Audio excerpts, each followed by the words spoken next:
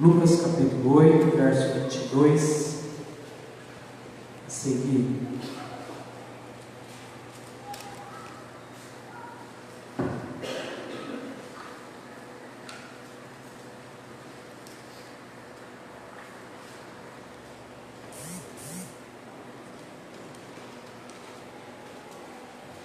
Todos encontraram? Amém? Disse o texto da palavra do Senhor. Lucas capítulo 8, verso 22. Certo dia Jesus disse aos seus discípulos: vamos para o outro lado do lago. E eles entraram no barco e partiram. Enquanto navegavam, ele adormeceu. Abateu-se sobre o lago um forte vendaval, de modo que o barco estava sendo inundado, e eles corriam um grande perigo. Os discípulos foram acordá-lo, clamando: mestre, mestre, vamos morrer. E ele se levantou e repreendeu o vento e a violência das águas. Tudo se acalmou e ficou tranquilo. Verso 25. Onde está sua fé? Perguntou ele, Jesus, aos seus discípulos. Amedrontados e admirados, eles perguntaram uns aos outros: quem é este que até os ventos e as águas dá ordem e eles lhe obedecem? Amém? Vamos orar mais uma vez, feche seus olhos. O Senhor, nós te adoramos, nós nessa noite, Pai, cantamos, louvamos a Ti, Senhor Deus, porque nós reconhecemos como cantamos que lá na cruz a nossa história foi modificada, foi transformada. Lá na cruz o Senhor nos deu nova vida e possibilidades de viver, embora num mundo tão difícil, tão conturbado, tão complexo. Deus, nessa noite que o Senhor traga uma palavra que venha ao encontro da necessidade da Tua igreja. Pai, fala com aquele que entrou aqui nessa noite pedindo uma resposta. Fala com aquele que entrou aqui nessa noite pedindo uma orientação. Fale com aquele que entrou aqui nessa noite com o coração apertado, abatido, angustiado. E assim, Deus, como diz ao Teu servo, o apóstolo Paulo, que no abrir da minha boca, Senhor, seja me dada a palavra para fazer notório o ministério do Evangelho. Assim, Senhor, nos abençoe através da exposição da Tua palavra, para que saiamos daqui cheios, Senhor, da Tua presença e de esperança para o final de semana que vem se aproximando aí, em nome de Jesus. Amém. Pode sentar.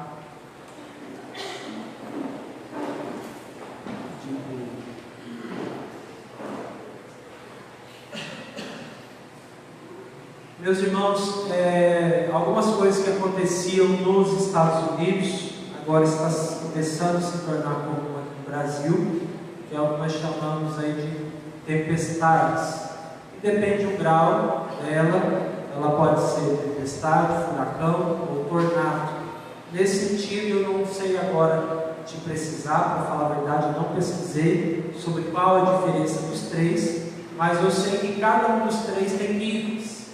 Quando fala, olha, foi uma tempestade, foi um tornado, foi um furacão. E nos Estados Unidos nós tivemos muitos furacões e tornados famosos. Um deles foi o Katrina, que ficou muito conhecido. E alguns países já passaram por esse problema de furacão, de tempestade. E também aquilo que era novidade, aquilo que era exclusivo talvez nos Estados Unidos, começou também a se tornar novidade aqui no Brasil. No Rio Grande do Sul e no Paraná nós tivemos vários casos e incidências de tornados, furacões e tempestades, etc. Lá em Toledo teve uma tempestade, disseram que foi um furacão muito forte. No Rio Grande do Sul, lá em Panoramas, no interior de São Paulo, teve uma tempestade tão forte que caiu granizo do tamanho de pedra praticamente destruiu a cidade. E você, com certeza, eu falando aqui, deve se lembrar de algum caso, ou deve ter passado por alguma situação onde um vendaval, um tornado, uma tempestade, enfim, uma intempérie da natureza acabou atingindo a sua cidade, a sua família, a sua casa ou carro. Eu vi algumas reportagens onde os carros ficaram com os vidros quebrados, ou então calada, amassada, Então essas são o que nós chamamos de tempestades naturais, ocasionadas por causa do vento, ocasionadas por causa de mudanças na temperatura, e aqui para o nosso hemisfério sul fala-se muito na questão do El Niño, que isso há uma interferência, massa polar de ar, não sei o que, etc. Enfim, quando você está vendo a previsão do tempo, lá os meteorologistas explicam alguma coisa nesse sentido. E nessa história nós temos, nesse texto que nós lemos, uma história de tempestade, uma história de um vendaval literal, do qual um dia Jesus e os seus discípulos passaram. Diz a história que neste lugar que eles passaram era um lugar chamado Lago de Genezaré, ou chamado Mar da Galileia. Se você for em Israel, lá você vai ver até hoje esse mesmo lugar, Mar da Galileia, ou também chamado Lago de Genezaré. Era um lago muito grande. Se você acha o nosso lago aqui de Campo Verde, ali grande, esse era 22 quilômetros de comprimento por 12 de largura. Então, era uma espécie de mar, um lugar muito grande. Mas quando ele estava abaixo do nível do mar, aí pelo menos uns 222 metros, ele estava cercado por montanhas, que era o Monte Hermon. Diz que quando dava vendavais ali na região do Monte Hermon, esse vendaval descia e agitava essas águas do lago de Genezaré. Eu imagino, tá? Grosso modo, bem rasteiro, para a gente tentar entender de forma básica, é o que acontece com Chapada e Cuiabá. Cuiabá está lá no buraco, Chapada está no alto, e quando vem essas questões de ventos, pode ser que isso atrapalhe. Eu imagino, tá? Nada científico aqui que eu estou propondo, mas o que os pesquisadores entendem sobre essa questão dos vendavais do Mar da Galileia e do Lago de Genezaré tem a ver com esses paredões aí do Monte Hermon, que eram pelo menos 3.000 metros de altura.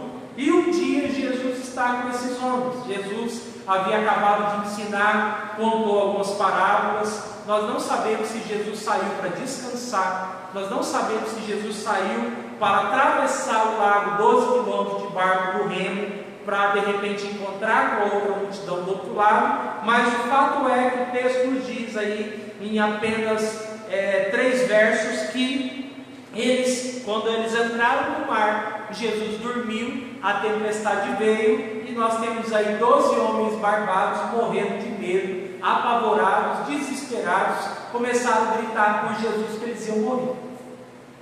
Tenta imaginar a cena. Eles estão num desespero tão grande que eles correm, e aí eles estão apavorados e começam: mestre, mestre, nós vamos morrer. Ou em outra versão, não te importa que morramos. Essa história está narrada em Mateus, Marcos e em Lucas. Nos 3 evangelhos conta essa narrativa, menos no evangelho de João, e diz que Jesus desperta do sono. Você precisa lembrar que Jesus é homem, Jesus se cansa, Jesus tem fome e sede, e como homem normal ele está dormindo, ele teve sono. Jesus diz que levanta, diz que estende a mão para os ventos e diz que foi feito bonança, apaziguou o vento, a tempestade. Jesus então se dirige para os discípulos imediatamente e faz uma única pergunta: onde é que está a fé de vocês? Os discípulos ficam apavorados com aquilo e eles dão a seguinte afirmação acerca de Jesus: quem é este que até o vento e o mar lhe obedecem? E pensando hoje sobre o que trazer para a igreja, veio esse texto na minha cabeça sobre Jesus acalmando tempestades, e eu queria falar com você nessa noite sobre lidando com as tempestades da vida. Vamos repetir? Lidando com as tempestades da vida. Meus irmãos, a direção que Jesus nos dá não está isenta de passar por tempestades. A direção que o próprio Jesus nos dá não está isenta de nós passarmos por tempestades. Olha o que diz o verso de número 22, na primeira parte do versículo, diz assim: certo dia Jesus disse aos seus discípulos: vamos para o outro lado do lago. Jesus, então, depois de ensinar as multidões, ele ensina aqui parábolas. Tem algumas parábolas que Jesus está ensinando aqui, parábola da cadeia, etc. Dá orientações, doutrinas. E agora talvez ele quer um tempo para si, porque os textos dizem que as multidões comprimiam Jesus, as multidões não davam tempo, como diz Marcos no capítulo 6, nem para eles comer. Nós não sabemos se ele está indo descansar ou se ele está indo encontrar alguém do outro lado. Imagine você, quem já remou aqui, é fácil remar 12 quilômetros? Não. Cadê os pescadores aí que vão na pescaria? A gente não vai ninguém. Vamos falar para o Roberto aqui, o pescador aqui, vão ficar só no barco. Mas eles vão atravessar 12 quilômetros no remo. E eles estão aqui com uma orientação, uma direção dada por Jesus. Quem propõe atravessar o lago é Jesus. Quem propõe ir para o outro lado não é Pedro, não é João, não é Tiago, não é Bartolomeu, não é Tadeu, não é nenhum dos discípulos. É Jesus que orienta, dá uma direção, faz uma proposta para que eles vão para o outro lado do lago. É Jesus que orienta para que eles remem aí esses 12 quilômetros e vão para o outro lado, da outra margem do mar. É Jesus que decidiu que eles fariam isso, que eles iriam para o outro lado. Agora, no entanto, a direção que Jesus deu aqui também acarretou um problema. Jesus dá uma direção para esses homens. E mesmo a direção que Jesus deu para esses homens, essa direção também trouxe problema. E aí, calma lá que eu vou explicar para você. Aí você prontamente vai pensar: pastor, então quer dizer que toda direção que Jesus dá traz problema? Não. Eu quero dizer para você que mesmo as orientações que vêm da mão de Deus não estão isentas de passar por tempestades. Esses homens estão indo para um lugar que quem planejou foi o próprio Jesus. É Jesus que dá a direção, mas a direção que Jesus nos dá, ela não nos isenta de passarmos por tempestades. Você tem convicção que Deus falou contigo, você tem convicção que isso é o certo a fazer, e mesmo que nessa convicção que você tem, que é Jesus que está te orientando, vem um monte de tempestade. Não é um contrassenso? Se Jesus orientou que eles deveriam ir para esse lugar, tecnicamente, teoricamente, era para ser tudo de que forma? O pessoal dormiu, vamos embora, boa noite a todos, obrigado. Como que deveria ser? De paz. Ora, se é Jesus que está levando, se é Jesus que mandou eu ir, se é Jesus que fez o plano, então o plano deve ser o que?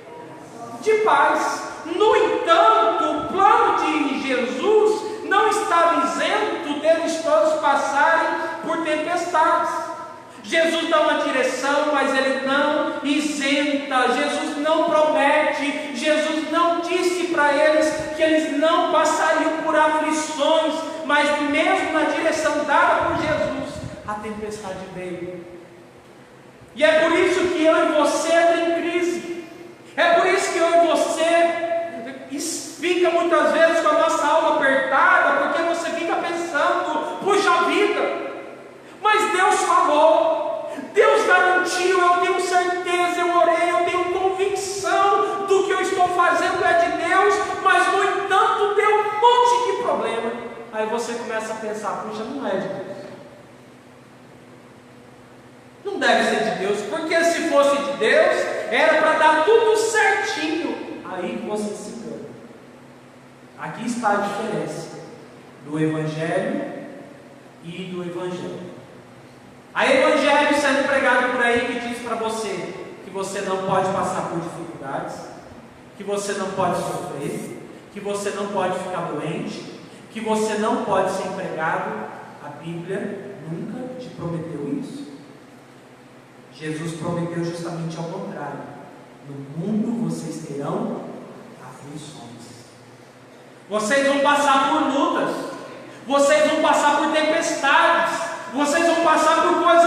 difíceis, mesmo orientações que vêm da minha mão, não estarão isentas de passar por tempestade. Seu casamento é de Deus ou não é? Se você falar que não é, então é melhor você largar logo. Porque se não é de Deus, é do diabo, né? Pastor, meu casamento é de Deus, mas nós estamos numa tempestade tão grande. É claro. Deus une duas pessoas extremamente diferentes para viver debaixo do mesmo teto. Tem que dar uma chuvinha de vez por outra. Tem que dar umas trovejadas. Mas você tem que passar pela tempestade. Eu tenho certeza, pastor, que a faculdade que eu escolhi para mim veio de Deus, mas parece que não está fluindo, está difícil. Sim. Jesus não garantiu que seria 100%. Muita gente vem para o Evangelho e se frustra porque ele acha que Jesus, ele é aquele que eu escrevi um dia, chamado Evangelho Tabajara. Você aceitou Jesus? Aí acontece o que lá? Que é da época do Tabajara, os seus problemas fizeram o quê? Acabaram. Olha que coisa boa. Sei que é Jesus, plim, acabou todo o problema. Aí você se engana. Aí começa a gente perseguir, porque não te entende. O diabo, que já é inimigo, os problemas vêm e você não entende porque é que você está no meio de uma tempestade servindo Jesus. A direção que Jesus nos dá não nos isenta de passarmos por tempestades. Segundo, estar com Jesus não significa ausência de problemas ou ausência de tempestades. Estar com Jesus não significa ausência de problemas ou de tempestades. Verso 22 a 24 diz assim, parte B. Eles entraram no barco e partiram. Enquanto navegavam, ele, Jesus, adormeceu. Abateu-se sobre o lago um forte vendaval, de modo que o barco estava sendo inundado. Eles corriam grande perigo. Verso 24. Os discípulos foram acordá-lo, clamando: Mestre, mestre, vamos morrer. Ele se levantou, repreendeu o vento, a violência das águas, e tudo se acalmou e ficou tranquilo. Jesus entra no barco com os discípulos. E você precisa lembrar que a maioria desses, talvez todos, eram homens profissionais da pesca. Pedro, Tiago e João, que são os mais citados, eram homens profissionais da pesca. Tinha uma companhia de pesca. Ele está no barco com esses homens que eram experientes no mar, homens que conheciam o lago de Genezaré, eu imagino, de palmo a palmo, onde era mais fundo, onde era mais raso, onde pegava tal peixe, onde pegava tal peixe. Esses homens sabiam disso. Eles estão com Jesus, querido. E eles estão com Jesus não como eu e você está aqui hoje, porque Jesus está aqui presente em Espírito. A Bíblia nos garante isso em João capítulo 14. Jesus disse: eu vou para o Pai, mas eu voltarei outra vez para vós e enviarei o Espírito Consolador. Eles não estavam com o Espírito de Jesus, mas eles estavam com Jesus literalmente. Dentro do barco, Jesus estava junto, do ladinho deles. E aí Jesus dorme, como eu já disse, cansado, fadigado, atendeu muita gente, rotina pesada, talvez sentiu fome, sono, sede. Eles estão ali e o vendaval vem. O barco vai afundar. Diz o texto que está entrando água dentro do barco, diz que ele está sendo inundado. E o termo grego que aparece aqui, quando está falando desse vento, vai aparecer uma palavra chamada lailá, que significa tormento. O que Lucas está tentando demonstrar é que não foi qualquer ventinho, não foi qualquer tempestade, mas o que veio atacar o barco deles aqui foi um vento muito forte, foi uma tempestade muito forte. Então eu fico pensando, Pedro, Tiago e João são profissionais da pesca, e como é que esses homens estão apavorados desse tanto? Se Pedro, Tiago e João se apavoraram desse tanto, por causa desse vento, é porque não era qualquer ventinho, não. Era porque o negócio era sério. E nós temos agora aqui 12 homens apavorados, achando que vão morrer. Estão com medo de morrer, porque não era qualquer tempestade. Se apavoram e vão lá correndo para acordar Jesus, porque a coisa era séria. E eu fico olhando para essa passagem. Eles estavam com Jesus, mas mesmo assim, os problemas vieram. E aí você, crente, não consegue entender isso. Pastor, eu vim para Jesus, aí começou a dar errado. Querido, muita coisa vai dar errado, mas vai dar errado para consertar, para dar certo depois. Eu me converti, as coisas começaram a complicar. Mas por que é que estão complicando? Eu vou te explicar na última divisão por que está acontecendo isso. Esses homens estão apavorados, e eu fico pensando, eles estão com Jesus, mas os problemas vieram. Você está com Jesus, você ora, você jejua, você é fiel, você busca Deus, você tenta viver uma vida de santidade, mas os problemas vêm, os problemas te atacam, os problemas te abatem, as tempestades querem fazer você afundar, e você pergunta o que é que está acontecendo. Jesus nunca garantiu que pelo fato de você estar com Ele, seus problemas iam acabar. Mas Ele garantiu que estaria com a gente até o final. Jesus não pulou do barco. Você já viu aquela história assim? Na hora que o negócio apertou, fulano, ó, pulou do barco. Você já imaginou um negócio? Vou pensar aqui. Na hora que o negócio começou a chacoalhar, Jesus acorda aqui, sai andando nas águas e deixa os 12 lá, sozinhos no meio do barco, no meio do nada lá. O que você acha que esses homens vão fazer? Ia torar no nada, ele, sei lá, ia apavorar todo mundo. Jesus não pula do barco. Jesus não vai pular do teu barco. É mais fácil eu e você pular do barco de Jesus no desespero do que confiar que Ele vai assumir o controle da tempestade. É nós que pulamos do barco. A tempestade veio, aí a gente começa a murmurar. Foi porque eu fui para a igreja. Quem já ouviu esse tipo de conversa? Quem já ouviu? Erga o dedinho aí. É porque eu fui para a igreja, pastor. É porque agora eu estou tentando ser fiel. É porque agora eu estou tentando fazer as coisas certas. Porque, olha, quando eu fazia as coisas erradas, parece que era melhor, pastor. Sabe o que era melhor antigamente? Porque quando você já pertencia ao próprio diabo, ele não se incomodava com você. Em outras palavras, você já era dele, então ele não incomodava a sua vida. Você já era dele. Mas hoje que você pertence ao Senhor, a Bíblia diz que aí o diabo se tornou o que seu? Inimigo.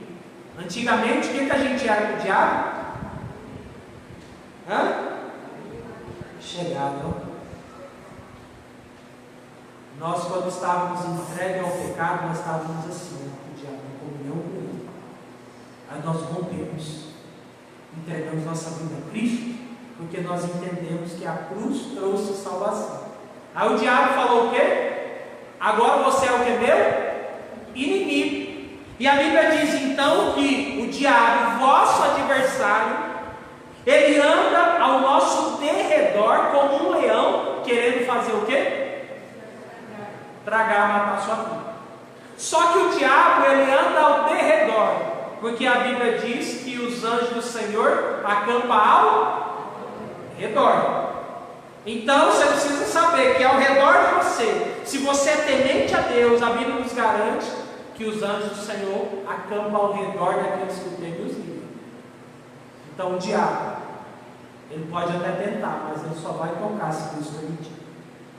Então estar com Jesus não significa ausência de tempestades, não significa que você não vai ter problema familiar, não significa que você não vai ter problemas financeiros, não significa que você vai ter problema de saúde.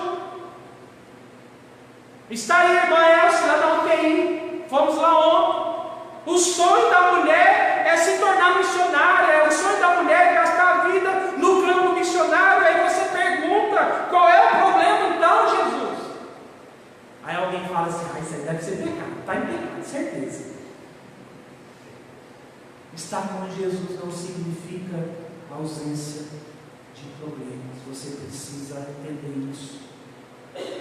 Estar com Jesus não significa ausência de tempestade, mas significa que Jesus não vai pular no teu barco. Já que você tem certeza que Jesus não vai pular no teu barco, não pule dele também. Quarto, estar com Jesus é ter a garantia que a tempestade vai passar. Estar com Jesus é a garantia de que a tempestade vai passar. Verso 24, leia comigo. Diz assim: discípulos foram acordá-lo clamando: mestre, mestre, vamos morrer. Ele se levantou. Eu imagino, Jesus deve ter dado uma espreguiçada. O que está acontecendo aí? Eu vou morrer, Senhor. Aí diz que ele se levantou, repreendeu o vento, a violência das águas, tudo se acalmou e ficou o quê? O que diz o texto? Tranquilo, ou houve bonança. Quando esses homens, então, profissionais da pesca, se desesperam, a solução vem. Jesus, ele repreende o vento e a violência das águas. A gente precisa entender que quando o autor escreve uma palavra assim, ele está querendo explicar alguma coisa. No nosso português a gente chama de superlativo.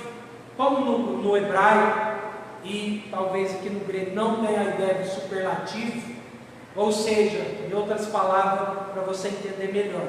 Você chega em casa e fala assim: eu estou morrendo de fome. Não, você não está morrendo de fome, você está com muita fome, mas você está tentando dar intensidade para aquilo que você está sentindo. Eu estou morrendo de saudade. Você fala: estou morrendo de fome? Não, quem está morrendo de fome é lá na Eritreia, Etiópia.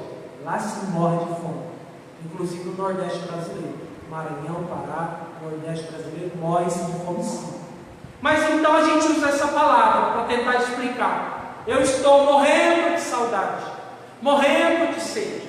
E o autor está dizendo uma violência das águas, para explicar que o vento, a tempestade foi muito grande. E na versão NTLH, nova tradução linguagem de hoje, diz assim: Jesus deu uma ordem ao vento e à tempestade, eles pararam e tudo ficou calmo.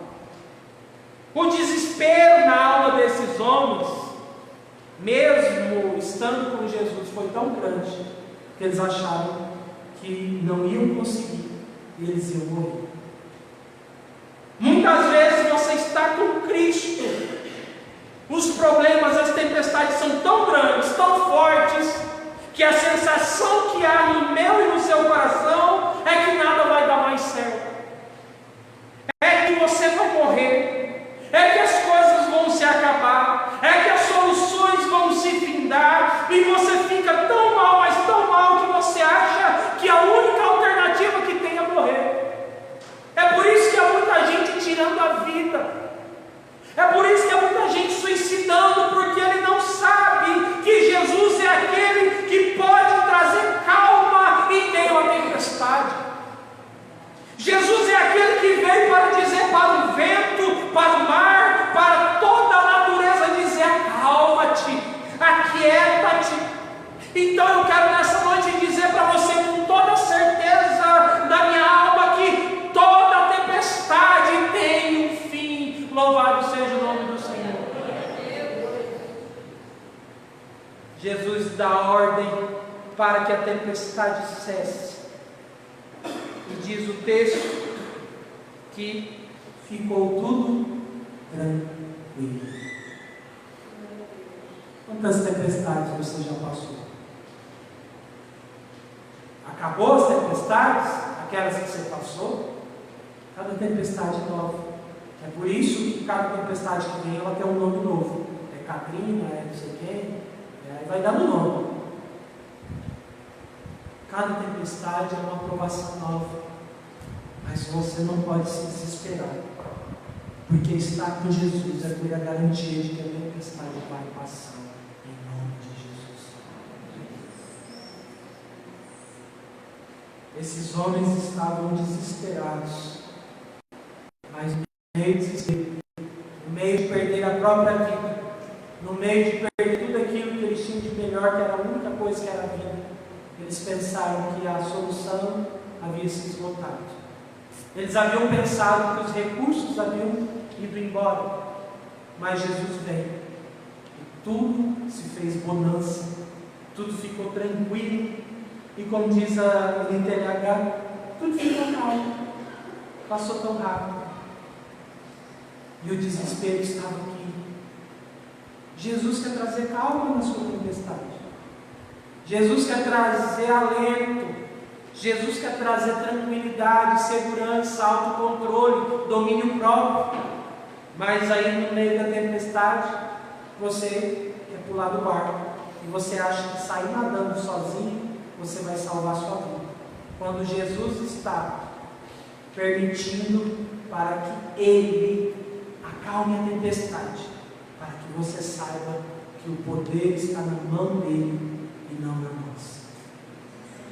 Nós não temos poder coisa alguma. A tempestade, ela pode vir pela permissão ou não de Deus, ou pela própria natureza, por causa dos ventos aqui, mas, nesse sentido, a tempestade veio, Jesus repreendeu, e lá na frente os discípulos vão falar: quem é esse? Quem é esse homem? Talvez eu e você ainda não saiba quem esse homem chamado Jesus. Estar com Jesus é a garantia que a tempestade vai passar. Fica firme aí, irmão. Faz que você está forte mesmo. Faz que você tem coragem mesmo com medo e vai com medo mesmo. Porque a tempestade vai passar. Salmos diz que o choro pode durar uma noite, mas a alegria vem pela manhã. O choro não tem data para começar, mas para terminar ele tem. A alegria vai chegar, vai vir, e Deus vai trazer paz, e tudo vai ficar calmo. E para finalizar, um dos motivos de passarmos por tempestades é exercitarmos e testarmos nossa fé. Um dos motivos de passarmos por tempestades é exercitarmos e testarmos a nossa fé. Vou falar mais uma vez que talvez isso aqui seja a parte mais importante dessa história para a sua vida nessa noite.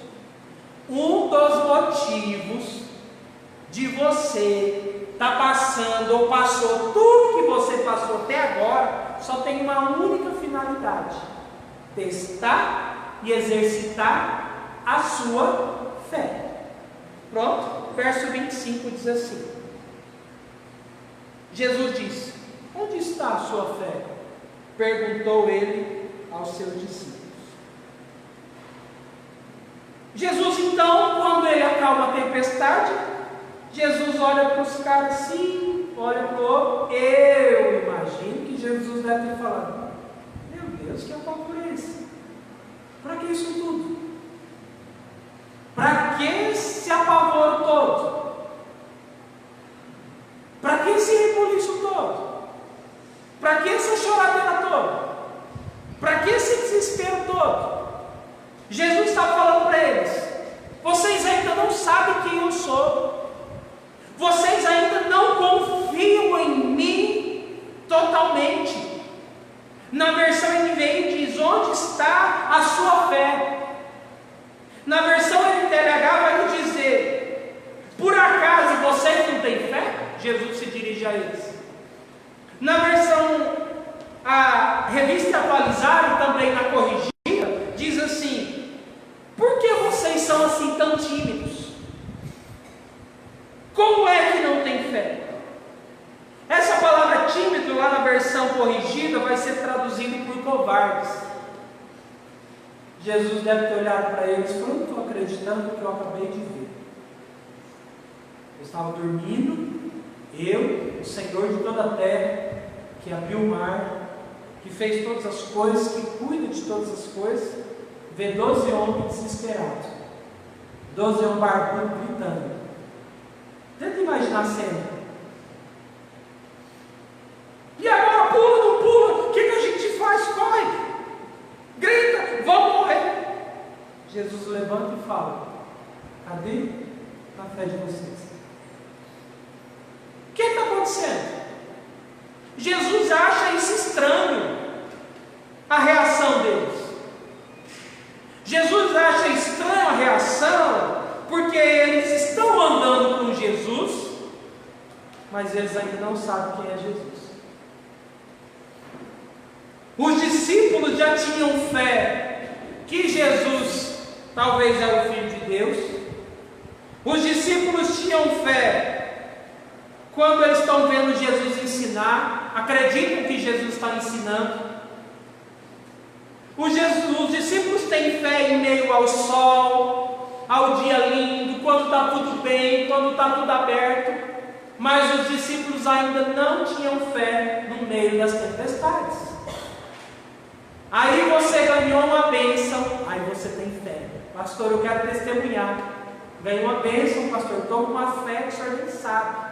Opa, vem testemunhar. Pastor, eu consegui casar. Nossa, pastor, eu tenho uma fé, olha, estou numa alegria danada.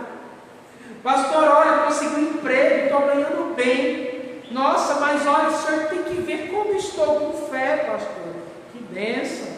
Pastor, olha, está dando tudo certo, pastor. Aí você, olha que bênção, nossa, uma pessoa de fé, eu admiro você, irmão. Aí de repente Jesus fala assim: mas ele não foi testado ainda no vendaval. Ele ainda não passou pela tempestade. E aí vamos dar uma pitadinha de tempestade na mão desse irmão, dessa irmã que está com tanta fé, né? Está com tanta fé, gente. Ele está acreditando em tudo. Ele já acredita que eu sou o Salvador. Ele já acredita que tudo está vida das minhas mãos. Então está faltando o teste final. Sim ou não? Aí o que Jesus faz? Vamos dar só uma sopradinha para ver como é que vai ser. Aí quando a tempestade vem, ela revela quem é eu e quem é você. A tempestade revela aqueles que creem e aqueles que não creem. A tempestade revela aqueles que acreditam piamente e revela os murmuradores. A tempestade ela revela os incrédulos. A tempestade ela revela aqueles que estão vivendo com Deus de fachada, que vêm domingo a domingo no culto, mas não aguentam uma provaçãozinha, que já estão prontos a negar Jesus. Jesus se levanta e pergunta: eu não estou entendendo o que eu vi agora. Cadê a fé de vocês? Vocês são tímidos, vocês não têm fé, vocês não acreditam em mim ainda? Os discípulos ainda não haviam passado por situações adversas. A tempestade que eles passaram, que era nada diante daquilo que eles iam pegar lá na frente. Jesus está preparando esses homens para ser os líderes da igreja. Jesus vai para os céus e vai entregar a igreja do Pai na mão deles. E Jesus não pode ter covarde em suas mãos. Jesus não pode ter frouxo. Jesus não pode ter gente que qualquer coisinha desvia, murmura, começa a reclamar, começa a encher o saco, começa a culpar os irmãos, começa a culpar o pastor. Na igreja que está fria, é o louvor que eu não gostei, é isso, é aquilo, querido. Na tempestade na sua vida só serve para uma coisa: para mostrar se você crê em Jesus ou se você é um simples murmurador. Jesus queria que os discípulos tivessem uma fé madura, uma fé eficaz, convicta. Talvez agora, são pensamentos, interpretações dos autores, mas ele diz assim: talvez o próprio Cristo pode ter pedido a tempestade, preparado todo o cenário, para justamente testar a fé da turma. Pode, tá? A Bíblia não está dizendo. A Bíblia diz que o vento veio e tal. Agora, se foi vontade de Deus que o vento viesse ou permissão, não interessa. O importante é que o vento veio e os homens aqui quase, desculpe o palavrão aqui, não, palavrão não, o pastor não fala palavrão. Desculpe a palavra, mas quase cagaram nas calças. Faltava eles passar pela tempestade. Você está passando, já passou, vai continuar passando até você morrer. Até você morrer, você vai passar por tempestades. Agora você precisa, no meio da tempestade, saber algumas coisas. Você precisa saber, no meio da tempestade, que mesmo direções dadas por Deus, elas não estão isentas de passar por problemas. Você está fazendo o que é correto, você está buscando o que é de Deus, a tempestade veio. Fique tranquilo, isso é absolutamente normal. Segundo, está com o próprio Cristo, sendo fiel, orando, buscando. Você não vai ficar ausente de problema, eles virão. Só que da mesma forma que o problema virá, da mesma forma que a tempestade virá, você precisa nessa noite ter muito claro e convicto de que Jesus vai pôr um fim na tempestade e tudo vai voltar ao normal, tudo vai ter calma. E a última coisa, você precisa exercitar a sua fé. Como é que você quer viver milagre? Como é que você quer testemunhar milagre? Como é que você quer ser uma pessoa de fé? Que na hora que vem a tempestade, você quer pular do barco. É mais ou menos aquele teste. Eu tenho um primo, um tio, são militares, e aí eles falam para a gente, você deve saber, aqui na igreja de Lourenço, que é bombeiro, e eles falam, pastor, a prova prática é a mais difícil do que a prova teórica. Tem que correr não sei quantos quilômetros, tem que fazer não sei quantas barras, não sei quantas flexão, nadar, não sei o que, ali vai eliminando. Tem gente que vai ficando no caminho. Os desafios vêm vindo, não vai aguentando, vai ficando. E aí no final, como diz aí, não sei nem sei se é título de filme, ou sei lá de onde é essa linguagem, mas só os fortes, irmãos, em Cristo que vão sobreviver. Como é que está a sua fé? Onde é que está a sua fé nessa noite? Você só crê quando tudo está bem? Você só consegue crer quando o dinheiro está na conta? Você só consegue crer quando tudo está dando certo? Se você só crê quando tudo está dando certo, quero dizer para você que você ainda não entendeu o Evangelho. Agora, se apesar das tempestades, você tem convicção de que você vai passar por ela, confiando que o Senhor é Senhor, inclusive da natureza, você está no caminho correto. Vamos nos colocar em pé em nome de Jesus. Nós vamos orar, vamos dar um ministério de louvor. Nós vamos louvar nessa noite.